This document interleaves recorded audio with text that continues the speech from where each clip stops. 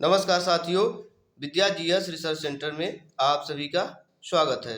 दोस्तों, जैसा कि हम आपको इंग्लिश में प्रीपोजिशन का पार्ट लेके चल रहा हूं, उस श्रृंखला में आज हम दूसरे पार्ट को चर्चा करेंगे, जो कि बड़े इम्पोर्टेंट प्रीपोजिशन लेके आया हूं। तो दोस्तों, हम आज देखते हैं कि ये प्रीपोजिशन कई प्रकार के एग्ज़ाम में एसएससी के, बैंक के तथा कई वनडे एग्ज़ामों में बार बार पूछे गए हैं और ये प्रीपोजिशन 6 to 12 के बच्चों के लिए बड़ा इम्पोर्टेंट है। तो आओ हम देखते हैं प्रीपोजिशन।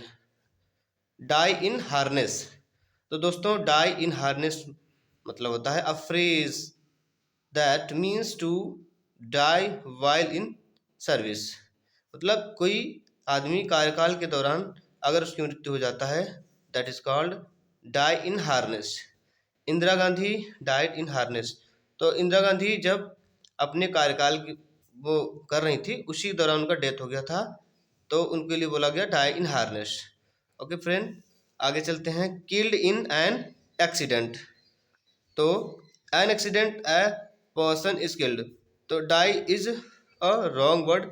या तो जो डाइड होता है ना, वो एक्सीडेंट के लिए नहीं होता दोस्तों, किल्ड होता है एक्सीडेंट के लिए। तो लिखा है देखो नोट में, एक्सीडेंट में किल्ड शब्द का प्रयोग होता है, ना कि डाइड का।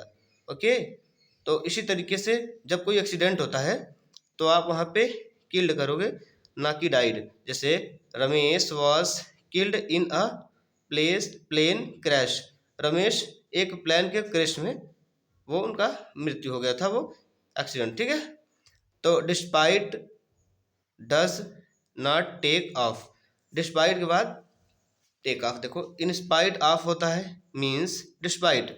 इंस्पाइट के बाद ऑफ होता है, बट डिस्पाइट के बाद ऑफ प्रीपोजिशन का प्रयोग नहीं होता दोस्तों। Since both mean are the same, we something wrongly use of the of with despite. तो कुछ लोग डिस्पाइट के साथ भी ऑफ का भी यूज करते हैं, परंतु डिस्पाइट के साथ ऑफ का यूज नहीं होता है।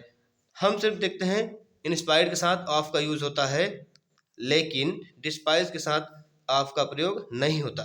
ओके दोस्तों, तो इंस्पाइट ऑफ होता है, डिस्पाइट ऐसे ही होता है। तो दोनों का अर्थ होता है के बावजूद।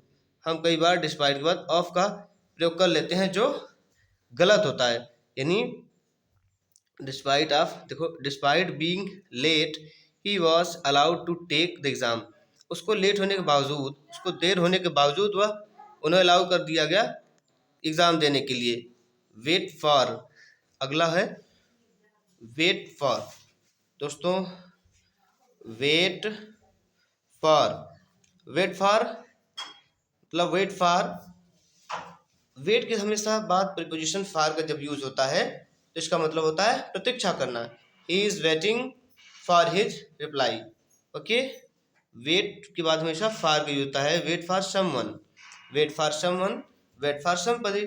तो वेट फॉर, वेट के बाद हमेशा फॉर प्रीपोजिशन का यूज होता है दोस्तों, तो उसका मतलब होता है इंतजार करना। He is waiting for his reply, वह उसके रिप्लाई करने का वेट कर रहा है, प्रतीक्षा कर रहा है। तो waited for is equal to होता है awaited. Okay, waited for is equal to awaited.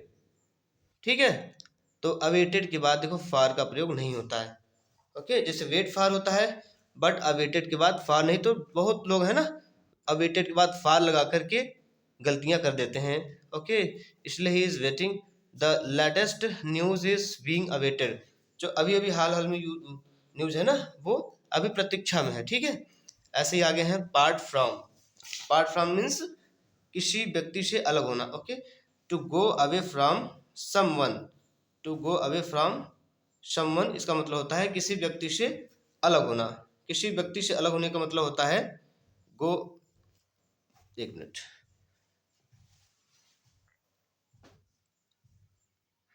Part from. ठीक है, part from, to go away from someone, किसी व्यक्ति से अगर अलग कोई होता है ना, जैसे you should not part from him in anger. आप किसी से ना गुस्सा में अलग नहीं हो सकते, इसीलिए कहा है पार्ट के बाद हमेशा जब किसी से कोई अलग होता है ना, पार्ट फ्रॉम होता है।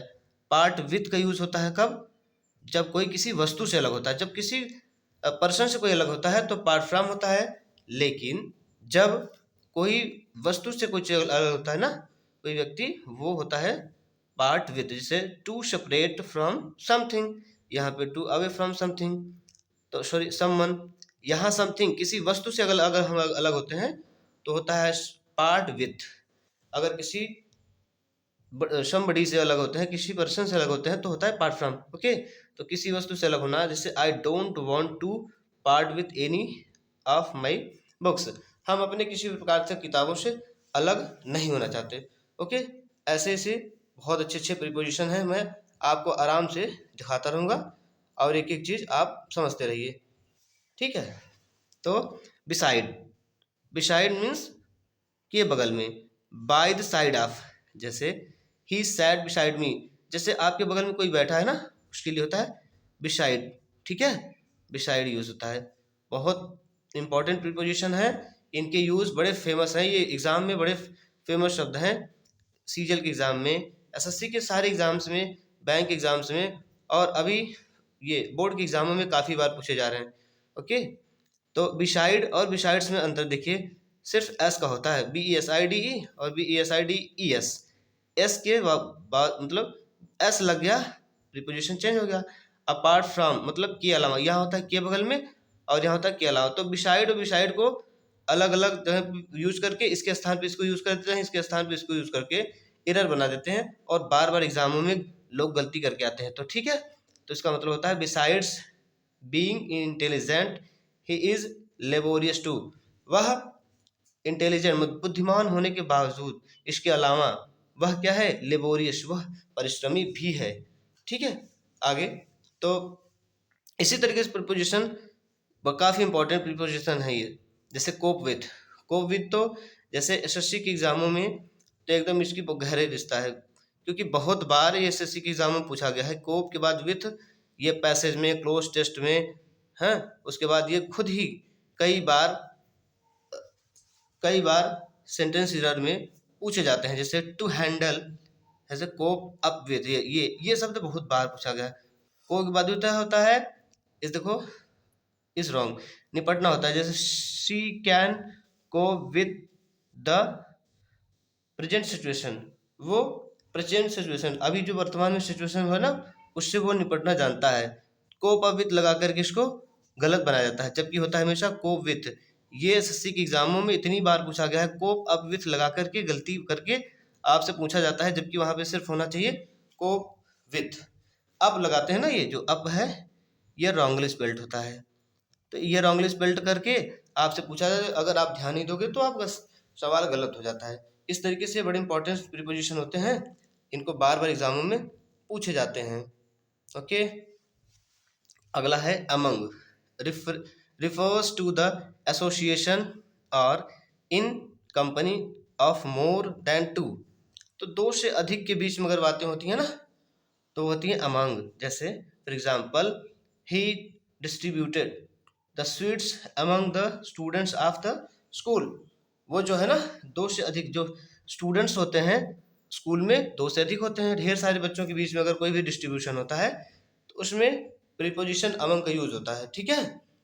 तो इसी तरीके से दोस्तों हम आपको प्रीपोजिशन अच्छे से सिखाते रहेंगे और आपको बताते रहेंगे, और आप मेरे चैनल को सपोर्ट करिए, सब्सक्राइब करिए, लाइक करिए, शेयर करिए दोस्तों। इसी तरीके से मैं आपको अगला पार्ट बनाता रहूँगा, थोड़े थोड़े समय के लिए वीडियो बना बना के आपको सिखाता रहता। Okay, thank you friend.